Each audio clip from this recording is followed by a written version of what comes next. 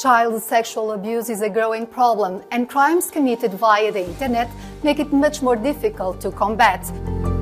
The EU is revising the rules in an attempt to criminalize the behavior online as well as in the real world. But the progress has been slow and there are complications, as we will explain in eu-decoded. 1 in 5 children are estimated to be victims of sexual crimes online and offline. To fight those crimes, particularly those perpetrated online, the EU is preparing 2 sets of rulebooks.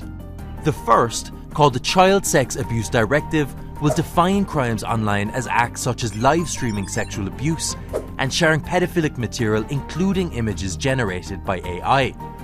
A second, called the Child Sex Abuse Material Regulation, will set obligations for companies offering online services, particularly chat and messaging, where such offences often occur. At the end of 2024, member states made some progress with criminalizing online child sexual abuse. But they failed to agree to controls over online image sharing, since this could impact data privacy rights. We asked a few Europeans what they think about this trade-off. Das, was ich gehört habe, was ich gelesen habe, ist, dass tatsächlich einfach die Möglichkeiten zu groß sind, so einen Missbrauch zu betreiben im Netz. Und ich bin da sehr dafür, dass die Gesetze verschärft werden.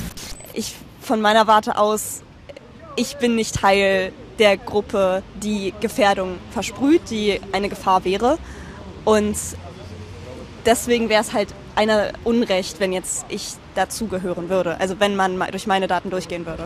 Und wenn es sozusagen um das Wohl von Kindern zum Beispiel geht, sollte man doch ernsthaft darüber nachdenken, den Datenschutz doch so zu lockern, dass solche sozialen Kanäle, wie Sie genannt hatten, Instagram, X, was es alles gibt, man dann doch durchforsten könnte. Roman Armango is following this legislative process for Euronews. The European Union wants the online providers to play a leading role in combating child sex abuse. What would the proposed regulation require of those companies? So the regulation would oblige social media and messaging platform to detect but also delete any sexual abuse material of children that they would encounter. They would then have to develop a system to detect and then report to an EU center any child sexual abuse material that they encounter.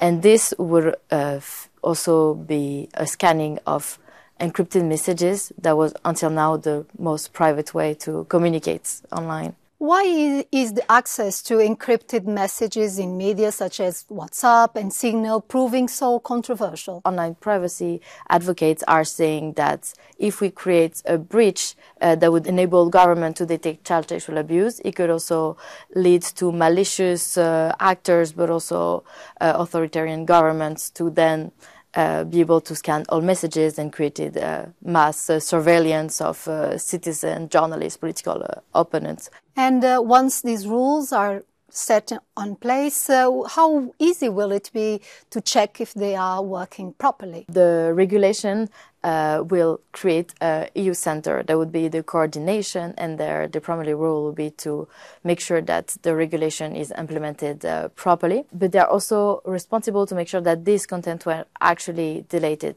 And if they found that platform didn't delete those content, they have the power to investigate and then fine companies up to 6% of their global revenue. But this EU center will have to create new way to better detect child sexual abuse online throughout new technologies. Negotiations are set to start between the 3 EU institutions, the Parliament, Commission and Council, in 2025. A solution is needed. Europol and national investigative authorities are waiting for tools to combat these crimes. An existing exemption to privacy rules allows online providers to voluntarily detect, report and remove child sexual abuse material. But that runs out in April 2026, so new rules must be found by then.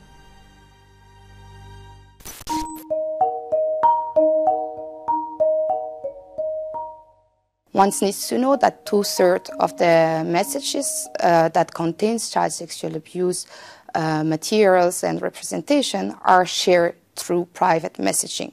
It is a critical area where the crimes occurs, and we cannot accept to leave children behind in this environment. It is true that all this wrong behavior is happening, but what they are proposing is to address a societal challenge through a technology solution, which is not going to work. You cannot just think that you're going to wave a technological wand and you're going to bring a solution.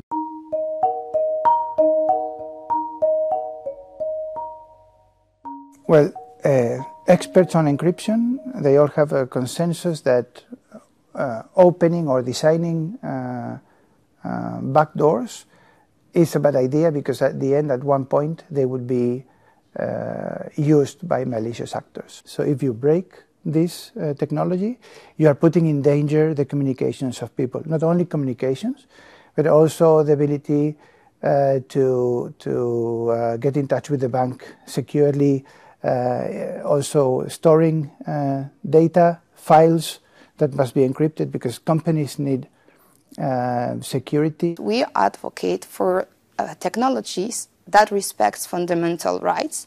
We also advocate for the creation of an EU center that would assess and validate any technology before it is used. And we believe there is a way, if we have strong EU laws that encourage innovation, that we could find technologies that protect the fundamental rights of all users.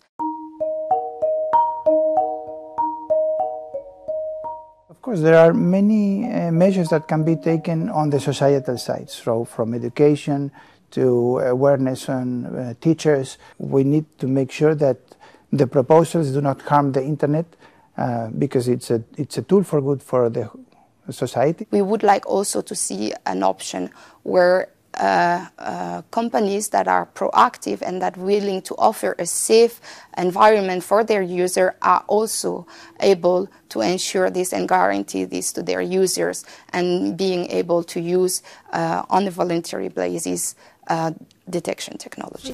98% of child sexual abuse images depict victims under the age of 13. This is scary enough, but the EU needs to find the balance between the need to act and privacy. The time is running out if the EU wants to keep ahead with this fight.